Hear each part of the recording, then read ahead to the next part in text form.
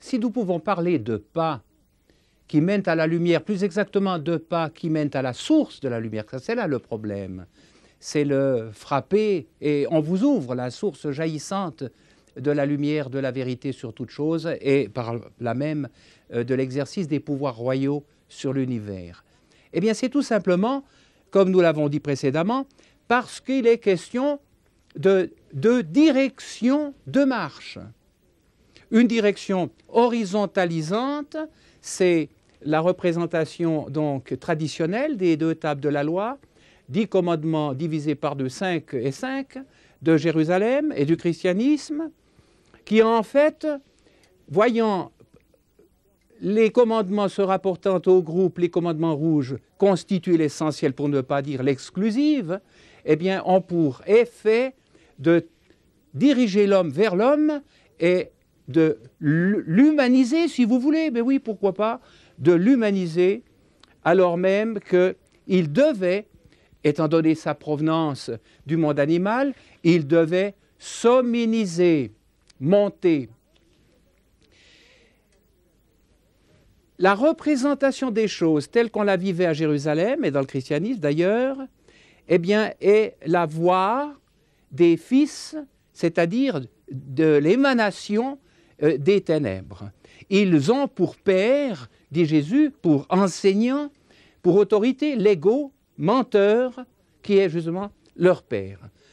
Et parce qu'ils sont dans les ténèbres, ils sont aveugles et n'ayant pas ces activités essentielles, étant privés de la vie, de la source de la vie, du vrai moi, du soi-même, comme Jésus le dit dans Thomas, eh bien, ils sont morts. Il s'agira désormais, pour celui qui veut passer de Jérusalem à la communauté de Qumran des bords de la mer Morte, de se convertir, et je dis à la loi de Moïse, ce qui signifie, et ce n'est pas rien, il va s'agir pour eux de passer de la mort à la vie. Comment s'y prendre? Il faut remarquer une chose. Les Esséniens reprochent la répartition donc, des 10 commandements sur les tables par Jérusalem.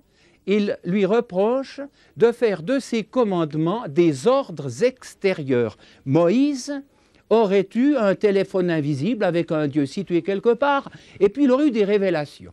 D'où le tout grand bonhomme qu'est Moïse, aux yeux de ces gens qui ne sont que des superstitieux. Comme Moïse a eu des temps privilégiés, des contacts, des relations, des téléphones avec le Dieu mystérieux de l'univers, eh bien, personne ne peut égaler Moïse. C'est tout le contraire qui va se passer à Qumran. Moïse est considéré comme l'homme accompli qui observe les faits et qui nous donne ici, sous forme de ces 10 commandements tout simplement universels que chacun peut retrouver. Et c'est là, au fond, qu'est le déclic. Il s'agit non plus d'ordres extérieurs, mais d'appels intérieurs. Voilà toute la différence. Si bien que, au fond, ce que Moïse a entendu sous forme de ces appels, le langage non verbal des neuropsychologues modernes, eh bien, ce que Moïse a entendu, tous ceux qui observeront les conditions mises à cette entente dont il a bénéficié, pourront entendre à leur tour cette voix, saisir ces commandements, devenir semblables à Moïse, c'est-à-dire vivants. Commandement extérieur, censé être une révélation à croire, c'était la mort pour ceux qui partaient dans cette direction. Concevoir ces commandements comme les appels intérieurs, ayant trait l'un à notre attachement à l'univers, l'autre à autrui, eh bien c'était devenir semblable à Moïse, entendre ces appels, c'est-à-dire le langage non verbal des faits. L'univers devient significatif pour les Esséniens, alors qu'il n'a plus rien à dire en dehors des prétendus saints du passé à ceux de Jérusalem et aux chrétiens. Donc, je l'ai dit, l'enjeu est considérable. Alors voilà, maintenant la question se pose, comment allons-nous nous convertir à la loi de Moïse telle qu'il pense l'avoir retrouvée, l'avoir restaurée? Je vous signale que Jésus dit de Jean-Baptiste qu'il est venu rétablir toutes choses. Elles avaient été tordues, déformées, défigurées. Il les rétablit, il est un Essénien, précisément, un fils de la lumière de Qumran. Non seulement, dit-il, il est venu rétablir toutes choses, mais il est venu, ce sont ces mots, dans la voie de la justice, de la nouvelle éthique, la nouvelle attitude qui fait que la connaissance a lieu, que l'univers se met à nous parler, que nous sommes en mesure de saisir son langage. Eh bien, voyez, la question que nous nous posons est simple. On peut la résumer ainsi. Comment allons-nous passer de la situation qui est celle de Jérusalem, des aveugles, des morts, le sociocentrisme, des croyants qui n'ont aucune révélation personnelle, qui ne participent pas au phénomène de la mise au jour de la vérité, c'est-à-dire de la lumière. Comment allons-nous faire pour les conduire à non seulement réaliser ceci, 1, 2, 3, mais nous allons le voir, à se transfigurer au point de figurer des envoyés d'en haut. Et Jésus dira de ceux-ci, vous êtes d'en bas, envoyés par l'ego menteur. Il est menteur tout simplement parce qu'il déforme les faits, il est intéressé. Les faits ne lui parlent que dans la mesure où ils servent ses intérêts. Eh bien, comment faire pour passer de cette situation à celle-ci qui caractérise les vivants? Il y a une inversion, ils sont d'en haut, ils sont envoyés par l'univers qui parle. C'est lui, l'univers qui parle, qui les enseigne, c'est là leur père. Il faut dire ceci, nous avons au fond ce schéma. La table bleue, essentielle, a été escamotée par les Juifs de la tradition jérusalémite, a été escamotée derrière la table qui se rapporte à moi et aux autres. Si nous nous aimons nous-mêmes, eh bien, nous faisons la volonté de Dieu. Or, rien de tout cela. Il s'agit de dégager cette table qui était le sacré, qui a été souillée, qui a été profanée. Il s'agit de la dégager de manière à ce qu'elle indique à nouveau la direction montante. Cela signifie que la dégageant, elle va tirer à elle-même, puisque celle-ci doit le rejoindre, la table de droite et transformer notre relation avec notre semblable. Et une fois qu'elle sera dans cette position, il s'agit d'un mouvement vivant, d'un mouvement continu, elle va produire ceci, puis cela, si bien que la table qui était rouge perd toute autorité et se fond en celle qui était bleue. Vous avez remarqué que les têtes de ces tables, au départ, se trouvent dans la direction d'en bas. Voilà le mouvement continu du vivant, car il s'agit de questions intérieures, d'une évolution, d'une transformation de l'individu.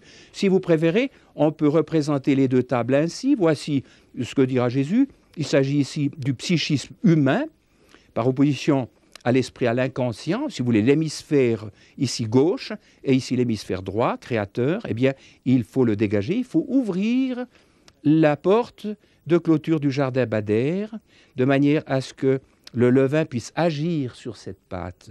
Il était escamoté, la lumière était sous la table auparavant. Nous avons noté également, ici en bleu, vous avez l'esprit, à la fois Père et Fils, c'est-à-dire univers qui parle et esprit inconscient qui parle en nous, et ici le psychisme, comme il dit en grec, la psyché humaine, moi et les autres, qu'il s'agit de transformer en justement relation avec le tout.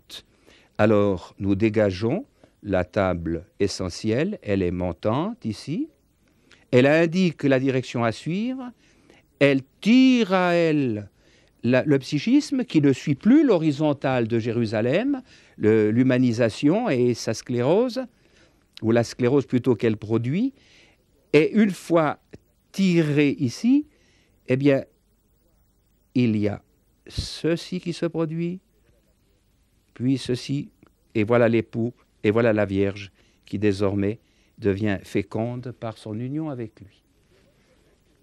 C'est donc extrêmement intéressant de représenter maintenant tout ce cheminement sous forme de pas véritables, avec tout ce que ces pas comportent. Et c'est ce que j'aimerais maintenant vous montrer.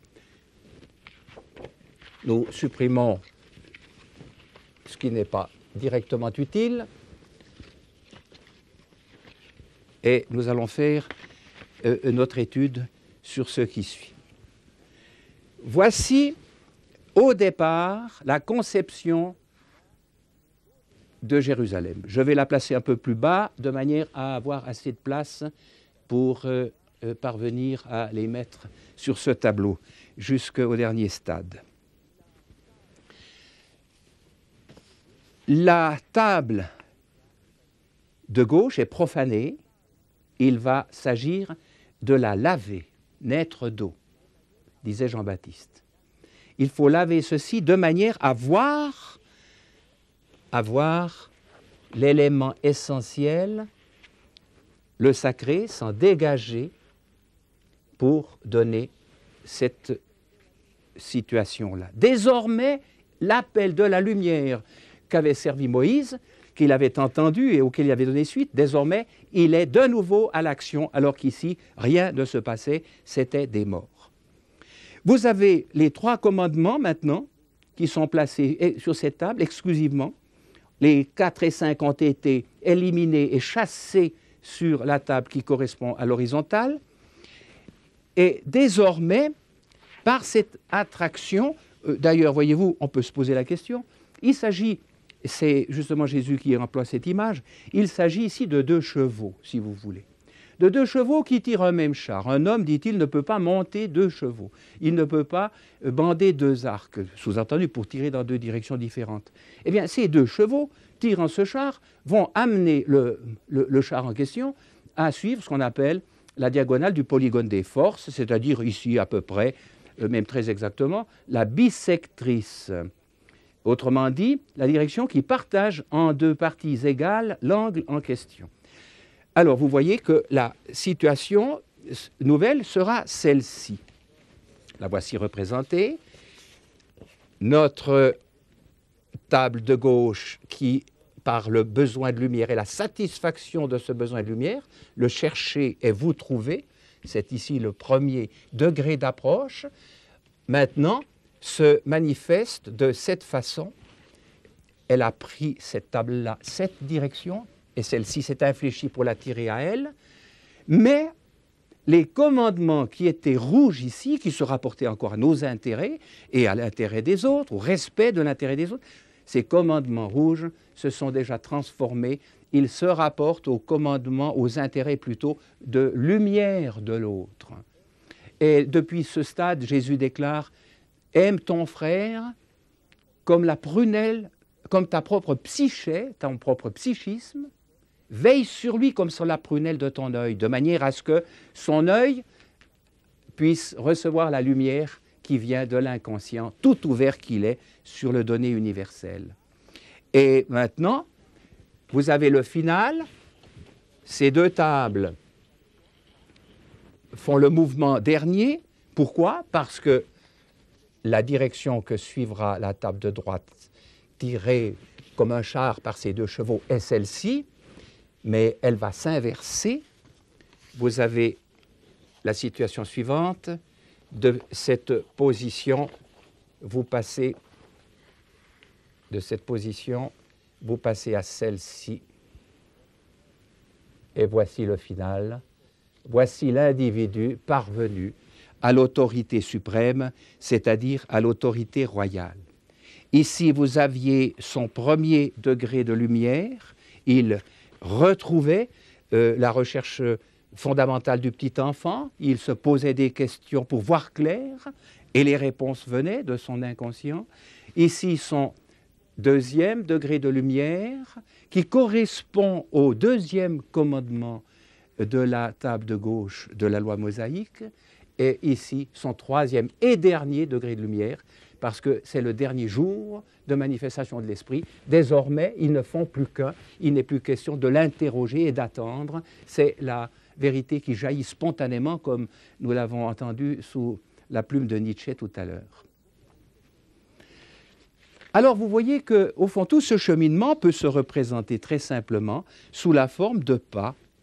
Voilà les pas de l'égaré, qui va dans une direction qui jamais n'aboutira. Donc toutes les solutions qu'il fait intervenir pour ces problèmes, à plus ou moins longue échéance, s'avéreront inexactes, fausses, et provoqueront des désastres. Et voici maintenant l'individu qui donne la primauté au pied gauche, qui est le pied le plus fort, l'essentiel, parce qu'il sait où il va, c'est l'inconscient, qui est très conscient. J'oubliais de vous dire que le professeur Sperry disait que non seulement l'hémisphère droit a sa propre mémoire, qui n'est pas la nôtre, justement, mais qu'il a son propre monde conscient à lui. Il est conscient d'un univers qui nous échappe. Donc c'est absolument grandiose, et Sperry, je vous le rappelle, est celui le chercheur américain qui a opéré les premiers malades pour faire ses expériences et qui a obtenu le prix Nobel l'année passée. Et voici le 3e degré de lumière, l'accomplissement dernier. Cette fois-ci, on peut dire tout est arrivé. Ici, nous sommes passés de la conception de Jérusalem à la conception de Qumran.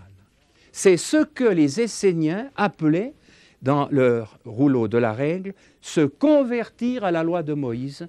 C'est tout un passage qui métamorphose et l'individu et sa relation avec les autres individus. Un grand changement survient dès lors. Les Juifs ont toujours parlé de péché. L'apôtre Paul en a été obnubilé, et les chrétiens avec lui. Il a imaginé une opération extérieure à lui-même pour lui concilier un Dieu extérieur à lui-même qui n'avait rien à voir avec le Dieu nouveau, avec l'univers qui parle. Et alors, pour les Esséniens, le seul péché, la seule faute est cette faute-là, qui consiste à ne pas donner suite aux appels de la lumière, qui consiste à profaner le sacré, si vous voulez, à mettre la lampe, l'œil lampe sous la table, plutôt que sur le chandelier où cet œil nous conduirait jusqu'à la lumière dernière et à l'autorité royale.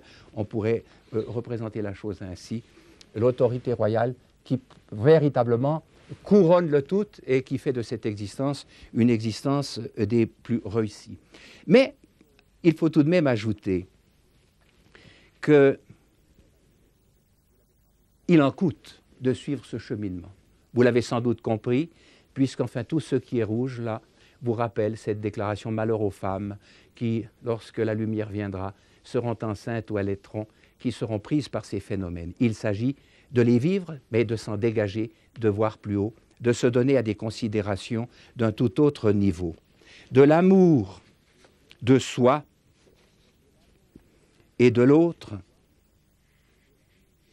et non pas des autres, le commandement c'est bien « tu aimeras ton prochain comme toi-même », il s'agit de passer à l'amour de la lumière, de façon à ce que cet amour de la lumière, ici, transfigure notre relation avec les autres. Pour signifier tout le problème qui est posé, et vous vous souvenez que Jésus disait magistralement dans cette perspective, il disait que personne ne peut être son disciple, suivre, c'est-à-dire se convertir à la loi de Moïse, s'il ne renonce à lui-même et s'il ne se charge de sa croix, c'est-à-dire s'il n'accepte d'être persécuté par ceux qui vivent à l'horizontale ici. Car, dit-il, si vous étiez du monde, de la société, de ces aveugles, de ces morts, eh bien, il vous aimerait. Mais parce que je vous ai choisi pour vous conduire là-haut de ce monde, eh bien, à cause de cela, il vous hait et ils vous mettront à mort en croyant rendre un culte à Dieu. Voilà ces mots. Eh bien, représentons la chose pour, au fond, mettre l'accent sur son caractère pour le moins inusité. C'est une véritable aventure que nous vivons, mais qui donne alors tout son sens à l'existence, disons plus exactement, qui permet à l'existence de reprendre toute sa signification. Vous avez en fait le conflit entre ce que nous aimons, entre justement ce que le cœur nous fait aimer, l'ego, l'agent de la nuit, qui a stérilisé tout ceci, qui les a rendus aveugles et qui les a fait mourir sur le plan essentiel. Eh bien, nous avons cet agent-là qui, dans le monde société, représente véritablement son père, le prince, le cœur. Mais le cœur, c'est le sommet pour tous les morts d'ici. Dans notre société, il en va de même. Eh bien, cet agent de la nuit, représenté ainsi maintenant, qui avait escamoté la lumière, puisque la passion aveugle à tous ses degrés, cet agent de la nuit va se voir à ce point pris à partie qu'il sera transformé de fond en comble. Le voici au niveau du premier degré de lumière. Désormais, ce n'est plus lui qui conduit. Alors tentons de réaliser cela dans la pratique de l'existence. Nous réagissons d'une toute autre manière. Désormais, c'est la lumière qui conduit. Ce sont les informations qui nous guident et non pas nos désirs, ce qui fait du bien, la chaleur que nous recherchions, etc. Et le voici qui, entraîné vers la lumière, prend cette position-là. Il est, peut-on vraiment dire, tout autre chose que le cœur qui conduisait à l'horizontale ici. Il est déjà détrôné, comme il dira, et il va être littéralement détruit, tué, sous forme finale de l'amour de la lumière. Ici, mes pas verticaux doivent être naturellement maintenant inversés pour correspondre à ceci. Il est envoyé d'en haut. Et voici le final, le cœur disparaît, si bien que ton frère, tu l'aimes comme ton propre psychisme, tu veilles sur lui comme sur la prunelle de ton œil, de l'élément qui te permet de saisir la lumière. C'est là un message qui bouscule passablement, mais je pense que ces hommes avaient vu clair et que le combat qu'ils ont livré, jusqu'à en mourir les uns après les autres, eh bien, ce combat mérite d'être poursuivi, car l'évolution humaine va dans ce sens et non point dans celui-ci. Peut-être faut-il préciser, pour être pleinement conscient de l'enjeu de la question, que la situation de Jérusalem étant représentée par cette horizontalisation, celle de Qumran par cette verticalisation, nationalisme, monde-société, alors qu'ici ils annoncent la fin du temps des nations, car désormais l'union va se faire sur un tout autre plan, la fraternité humaine va pouvoir se réaliser enfin, et surtout ce ne sera plus un vain mot. Eh bien, préciser que ces deux situations correspondent à la représentation suivante. Nous sommes ici dans le domaine apparemment très complexe des insertions.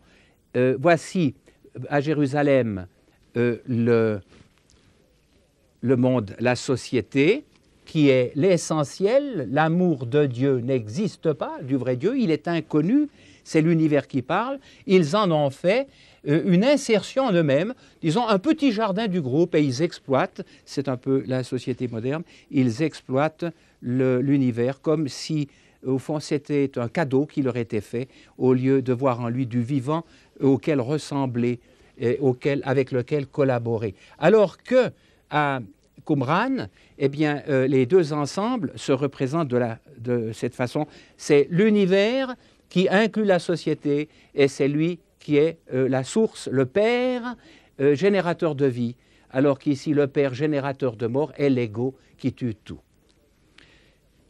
Il me faut dégager mon tableau pour pouvoir vous donner encore quelques indications sur ce point.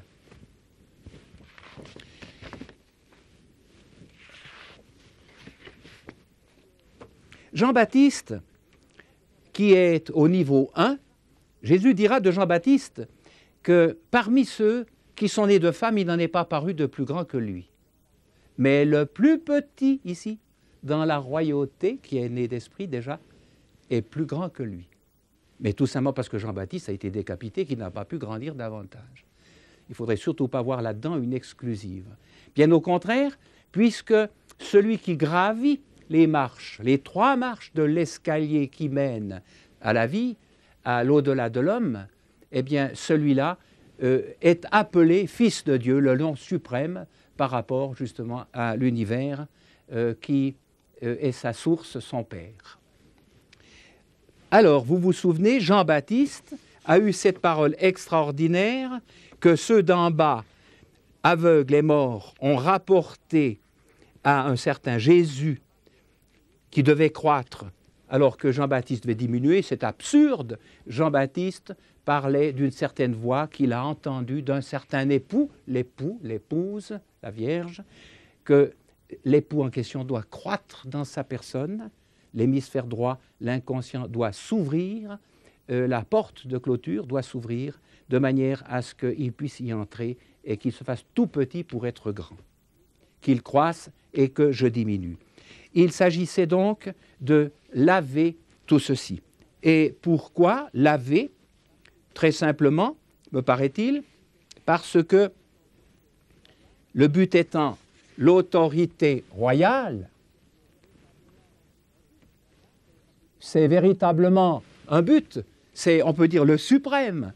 Eh bien, il était facile, connaissant le but, de se dégager, au fond, de tous les compromis, de toutes les associations stérilisantes du monde société. Il fallait laver l'être en question pour qu'il redevienne l'enfant, qu'il grandisse. C'est là l'enfant qui naît de cette façon avec l'appel de la lumière qui le fait monter et son besoin de pain et ensuite de relation avec les autres. Il fallait faire peau neuve de manière à retrouver la voie de la justice. On peut donc le signifier ainsi: il faut naître d'eau, de voici né d'eau, il s'est purifié, il a purifié l'émanation céleste qui avait été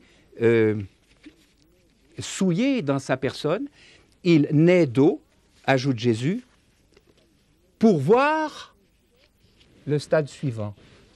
Il cherche, il trouve, et ça lui donne l'idée qu'il pourrait chercher davantage et que ce vous se transformerait en un on qui lui donne en un tiers qui l'habite. Il naît d'eau pour voir et d'esprit,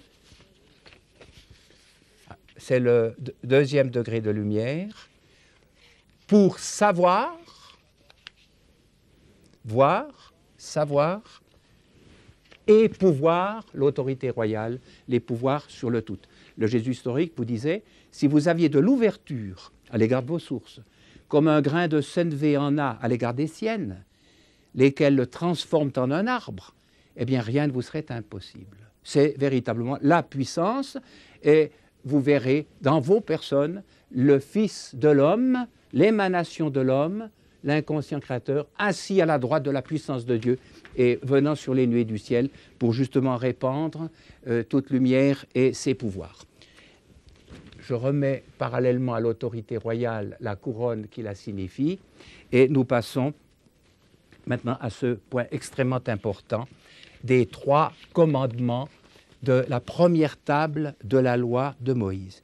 Il se trouve en effet que rétablir cette table de droite à cette figure-là. Elle descend. Le commandement le plus grand est le plus haut. Et il s'agit de s'en approcher. Or, quel était le commandement 3, le premier qu'on rencontre quand on veut entrer dans le bleu, dans le céleste? Quel est-il? Eh bien, très simplement, celui qu'on a vu être mis en pratique ici. Tu ne prendras pas mon nom en vain. Autrement dit, à ce niveau-là, tu sortiras ce qui me concerne de tes intérêts. La recherche de la lumière doit se faire indépendamment de tes intérêts, sinon elle n'aboutit pas. C'est très simple. C'est le premier degré de lumière qui correspond à la mise en pratique, au dégagement signifié par ce 3e commandement de la table de gauche, de la première des deux tables de la loi. Le second commandement correspond à cette situation-là. Le voici, tu ne te feras pas de représentation, à savoir, désormais, c'est l'esprit qui va te guider. C'est ce qu'on appelle, en langage moderne, l'esprit d'objectivité. L'esprit de la vérité, disait Jésus, par opposition au troisième et dernier, qui est le sommet, qui est appelé « pas d'autre autorité que moi, tu es parvenu au suprême », c'est ce qu'il appellera l'Esprit Saint, représentant la chose sous forme d'un cheminement adéquat. Au départ, vous avez souillé ici, vous avez le sourd, l'aveugle, le mort. Il n'entend pas le langage de l'univers, il ne voit pas.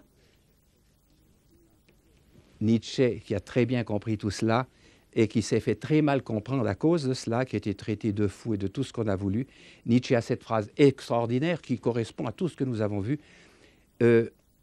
Il s'écrie à l'égard du public, faudra-t-il donc leur arracher les yeux, faudra-t-il donc leur arracher les oreilles pour qu'ils apprennent à écouter avec les yeux. C'est absolument sensationnel transposé dans notre époque moderne, puisque, je le répète, l'hémisphère droit est l'hémisphère du traitement des informations non verbales, qui ne passent pas par les oreilles, mais qui passent par les yeux. Faudra-t-il donc leur arracher les oreilles pour qu'ils apprennent à écouter avec les yeux? Vous avez ici le sourd, l'aveugle mort, vous avez une position, on pourrait dire, intermédiaire. Ici, il y a déjà un certain dégagement de l'horizontale, c'est le dormeur, il n'est pas détruit, mais il n'est plus actif, il est un peu hors circuit, il appellera ceci le pourceau, il appellera ceci le chien, c'est l'ego qui domine, mais l'ego de la personne et non pas des autres personnes, c'est déjà une libération. Vous avez sous chiffre 1, premier degré de lumière, l'ego représenté cette fois-ci comme laissant déjà passer de la lumière ici, parce que le Fils, l'émanation céleste, le pouvoir royal, a été lavé, dégagé de sa personne, comme dit Jésus, élevé au-dessus de sa personne. C'est la lampe élevée de la table, de dessous la table, sur le chandelier.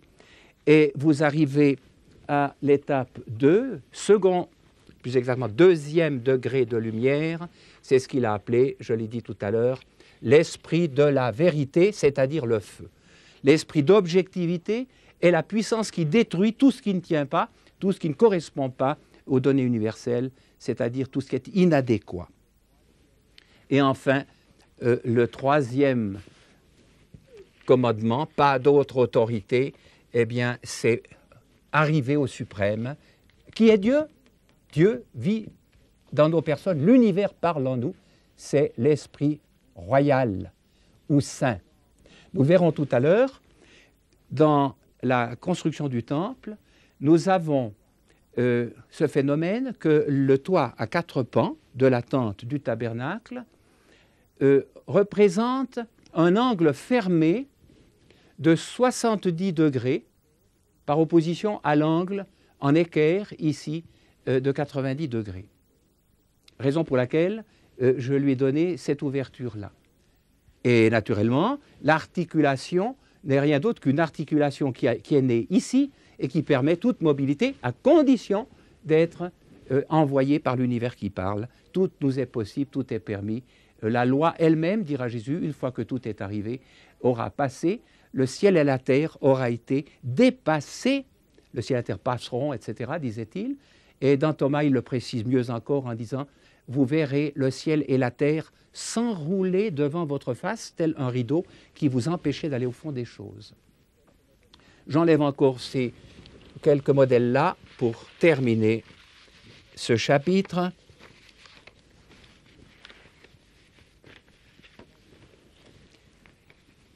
L'individu se trouve placé, qu'il le veuille ou non, devant un choix. C'était, vous vous souvenez, notre montée graduelle, cette sorte d'escalier, justement, qui correspond à tout cela, qui nous amenait à l'esprit fils du cosmos, à l'inconscient rayonnant. Eh bien, il y a au départ, il est en face d'une première autorité. En fait, ce n'est pas au départ, c'est comme enfant qu'il se trouve au départ et qu'il a, à ce moment-là, il faut bien souligner la chose pour les comprendre, ceux qui ont créé cet enseignement, il a comme autorité le moi. Il a besoin de pain, il a besoin de lumière, c'est un moi qui le dirige et il est dans la ligne des choses. C'est une fois influencé par le groupe qu'il perd confiance dans ses sources, qu'il ne s'ouvre plus à ses sources et qu'il tombe sous une deuxième autorité catastrophique, nous l'avons vu, l'autorité des autres, c'est-à-dire le besoin de plaire aux autres, de, en quelque sorte, s'insérer dans le groupe. Et alors, il doit se laver comme adulte de ceci pour redevenir l'enfant soumis à l'autorité du moi, qui est légitime dans ce sens-là. Puis, il parvient à son second degré de lumière, c'était le chercher, vous trouvez. Ici, c'est son second degré de lumière, l'autorité des faits. Eh bien, c'est un bouleversement. Désormais, l'individu qui évolue dans cette direction n'écoute plus les autres, il les écoute pour éventuellement recevoir une information, mais il ne les suit plus. C'est autre chose qui le conduit, un autre critère, l'adéquation avec les faits, avec le donné universel. Désormais, ce n'est plus son ego, il est libéré de l'ego, c'est ce qui correspond à l'esprit de la vérité, à l'esprit d'objectivité. L'ego, c'était la balance, est tenu en échec sur ce plan-là, c'est l'horizontal, par le développement du besoin de lumière et de l'arbre qui le représentait. Puis, troisième et dernière autorité, c'est le troisième et dernier degré de lumière, c'est l'autorité royale, c'est-à-dire non plus simplement les faits qui parlent, mais le donné universel tout entier. C'est le Dieu nouveau qui se présente à nous et dans lequel nous entrons recevant ses pouvoirs. Vous pouvez, sur ce plan-là, vous soumettre à l'autorité des faits lorsque, par exemple, vous avez assisté à un accident, vous êtes cité comme témoin et vous relatez ce que vous avez vu. Vous êtes simplement objectif. Mais ça ne veut pas dire du tout que vous voyez clair par ailleurs. Pour voir clair par ailleurs, il faut être informé par ces informations non verbales transmises par l'hémisphère droit du cerveau. Je termine par ce petit modèle qui va vous rappeler les étapes intermédiaires. J'ai peut-être beaucoup insisté là-dessus, mais je pense que c'était utile. Voilà, il y a au départ, il y a chez l'adulte, qui a chuté de ce niveau à celui-là, il y a l'autorité des autres. Mais il a peut-être la chance, c'est le cas ici, de découvrir aussi par la suite, sous la forme de flashs qui lui viennent d'ailleurs que des autres, d'ailleurs que de lui-même, de son conscient, qu'il y a en lui une source indépendante de lui et qui spontanément l'éclaire. Alors, il va être incité, il y a une attirance. Jésus dira, nul ne peut me suivre, venir à moi, si le Père, c'est cela, l'univers qui parle ici, ne l'attire, il y a un certain lui qui est autre dans sa personne. Et voilà le mouvement qui va se prendre. Donc il y a maintenant un dégagement, le mouvement qui en suit est abouti à celui-ci, à cette situation qui correspond naturellement au premier degré de lumière, c'est le vous ici cherché, et désormais celui s'avère un vous qui trouve dans sa personne. Il y a quelque chose d'émerveillant qui se passe. Puis,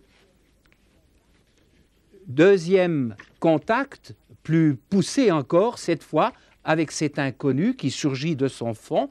J'aime à rappeler que Nietzsche disait de ce fond qu'il est la source même qui nous ébranle, la source de la lumière qui spontanément nous éclaire.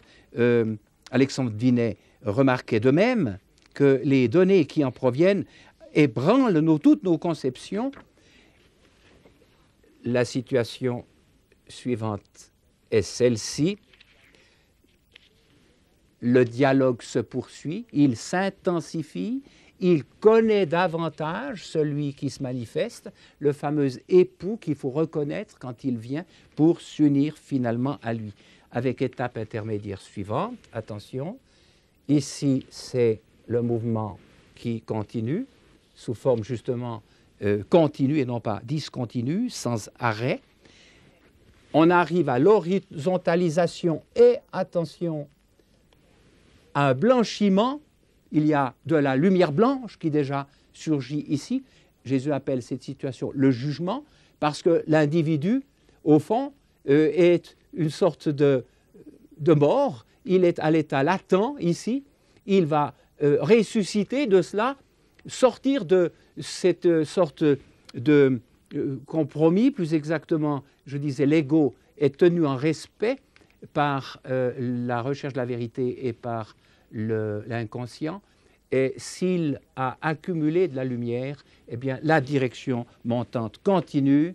Désormais, c'est l'ouverture dernière, et le fameux « on » devient le Fils de l'univers, l'émanation du tout, et il se trouve appelé, quant à sa personne, intérieurement à lui-même, du fait de la relation qui existe entre l'univers qui lui parle et lui, Fils de l'univers, c'est-à-dire Fils de Dieu.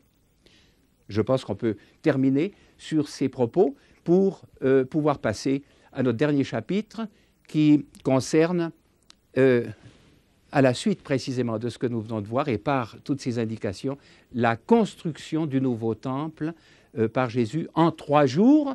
Premier jour de lumière, deuxième jour de lumière, troisième jour, le temple est construit. Le psychisme temple reçoit le divin en son sein. Ils s'épousent mutuellement.